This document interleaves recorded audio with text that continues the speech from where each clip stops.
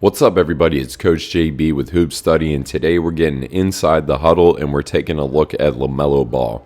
Now, just a quick disclosure, we are not breaking down skills today. We're going to look at everything IQ based. We're going to see why his IQ makes him such a dangerous player. And we're going to take a look at how his assist actually set him up to get baskets. Now, this is a live film study, so you are going to see me skip around in clips, and you're also going to see me slow things down, and you'll see me pause as well, so this way we can hit on specific things. Starting off with this first clip, I want you to pay attention on how anytime LaMelo gets the ball, he will use pass fakes to get people open. So if we quickly rewind this back, you're going to notice that as soon as he catches the ball, he's surveying and he's using pass fakes. This is going to come in handy when he's trying to get a basket. So playing this forward here, all right, as soon as he comes off of this, he utilizes a shot fake. All right, so he comes off and there's his shot fake. He's automatically looking at the basket. And I want you to see what he does next. After he uses that shot fake, he cuts. The reason why this is so important is because he's drawing this defender away from the basketball. If he didn't cut right now, the defender could stay up on his man. But because he cuts, that frees up this open shot. Let's check this out again. Comes off, shot fake, cut, draw this defender down, and now it's an open three. Looking at our next clip, again, we're going to see pass fakes here. So once he gets this basketball, he utilizes a pass fake to get this pass in there. Let's look at it again. It's really subtle. All right, but it makes all the difference in the world. Comes off, there's the pass fake, and then he throws it over the top. The reason why this works is because it makes the defender jump early. So pass fake, jump, he's coming down, and now he throws it over the top. And it leads to another assist. The other thing that you're noticing here is that he's always looking and surveying the floor. And because he does that, it makes it extremely hard for the defender to know where the ball is going. Because he's always surveying the floor, the defender's trying to read his eyes to see where he's going to pass that ball, so it makes it really difficult. Here, when we run this clip, all right, you're going to notice when he comes off of this pick and roll, his eyes are downhill. So the defender's reading that, and he's able to hook this pass over for an assist. Let's look at it again.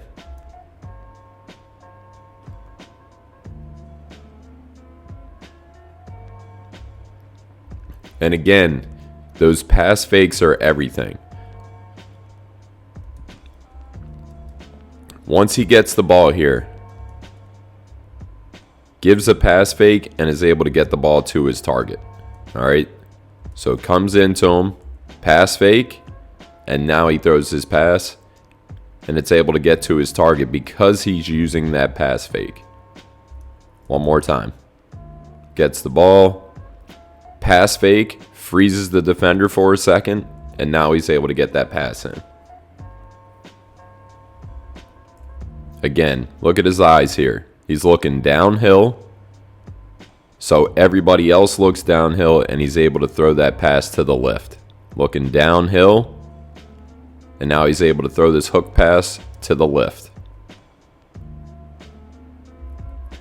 One more time.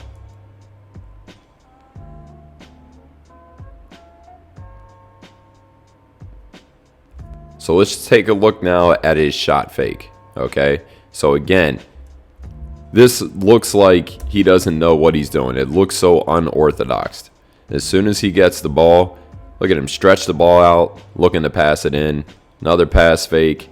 All this stuff is going to help him get a shot later on. Again, come down, off this screen, shot fake, and he's able to hit the cutter. All this stuff pays off. Here, shot fake, and now he's able to hit the cutter. So he's always reading the floor.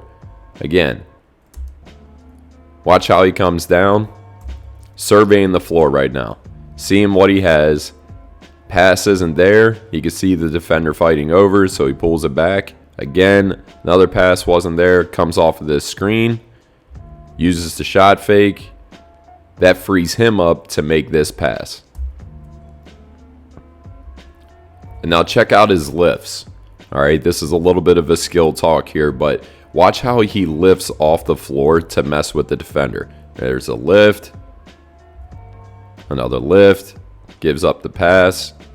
All right, and that's able to lead to an assist. So look at it one more time. Look how the lifts move the defender. There's a lift, right? And because he lifted again, now he's able to get that assist.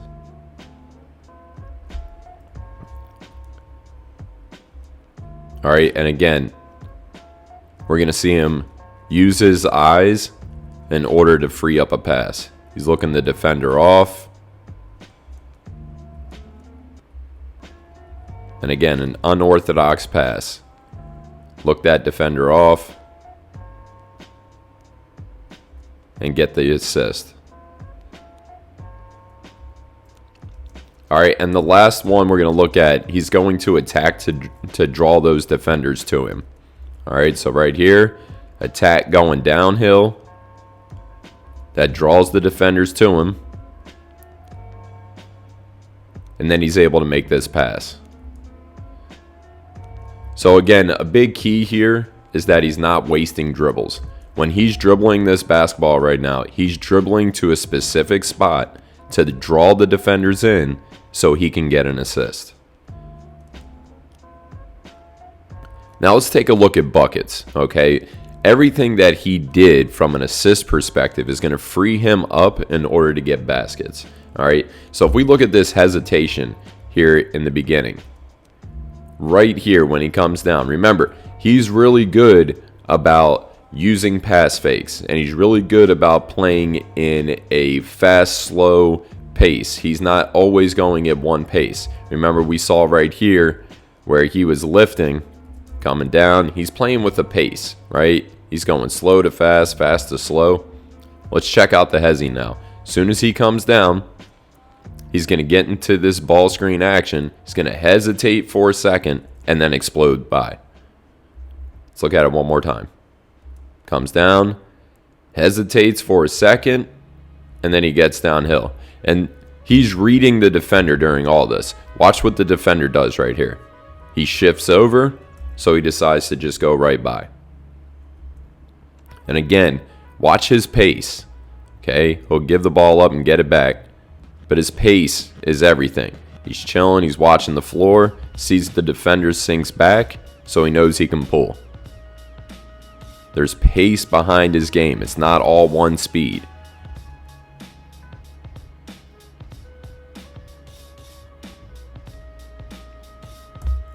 All right, and again, those pass fakes are everything.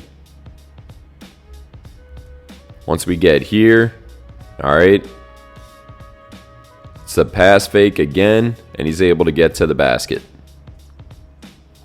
Watch his pace again. All right, slow, there's a pass fake, gets open, pace, there's the pass fake and the basket. So if he wasn't a pass first point guard, if he wasn't an individual who can always find the open shooter, then once he comes off of this, if he was a score first guy, this wouldn't have been a stunt.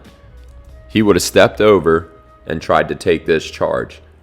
But because he's a pass first point guard, this individual has to get back, because that's a shooter right there that will knock down that shot. All right, so again, we're going to see it coming off. There's his pace. And now once he gets here, it frees up because he will make that pass.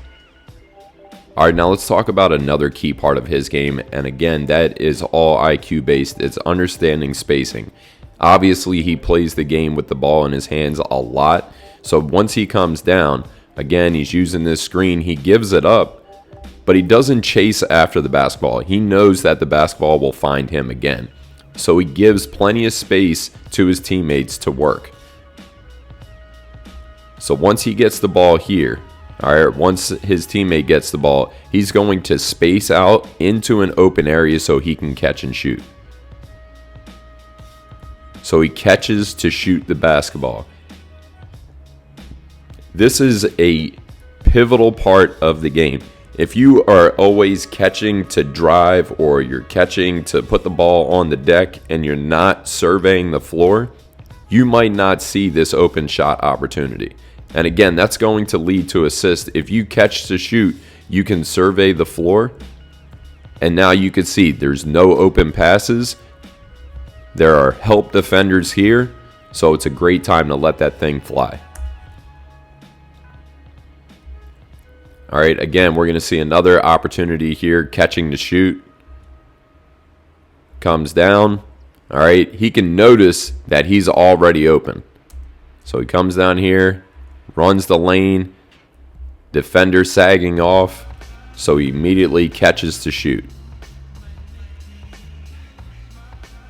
And again, because defenders are going to follow you more because you're used to passing, all right, if you come off of screens or if you attack and you're looking to pass, defenders are going to have to react to that, especially if you're always finding open shooters. So once he comes off of here, all right, and again, he's using that pace, all right, using his pace to get open, comes off, and again, this may look like he's playing with the basketball.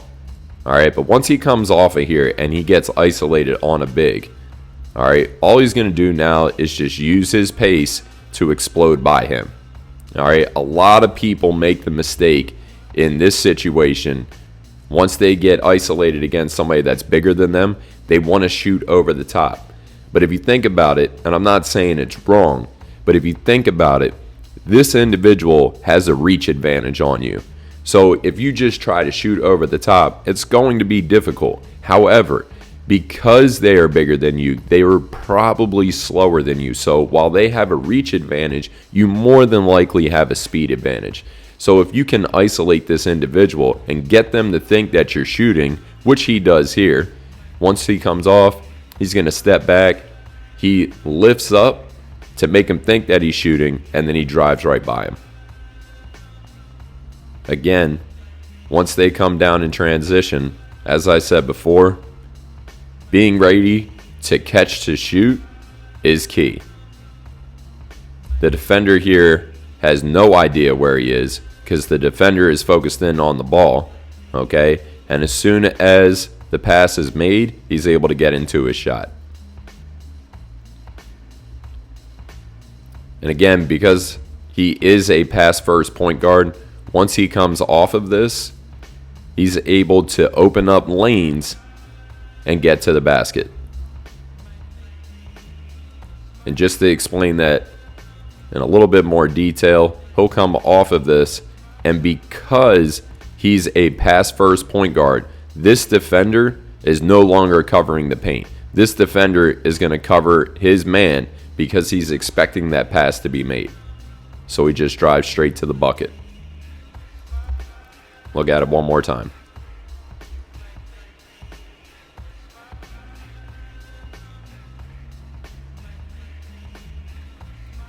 All right, and one last example of his pace. Again, slow, fast, slow, and then he's into his shot. And this whole time, he's reading the defender. All right, none of this stuff is a coincidence. Comes off, and now he reads here. The defender's going under, so that's a perfect time to shoot. There's a miscommunication on that defense, and he's able to let that shot fly.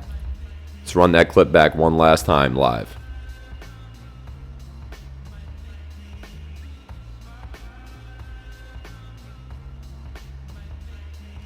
So that wraps it up for this episode of Hoop Study Huddle. If you have any questions or if you have any requests, please put it in the comments so this way we can get back to you. And don't forget to check out the Point Guard IQ Academy. This is where we dive deep into all of the small nuances that make point guards great. There's a lot of skill work that's out there for you all to find right now, but the IQ portion is what's going to take you over the top.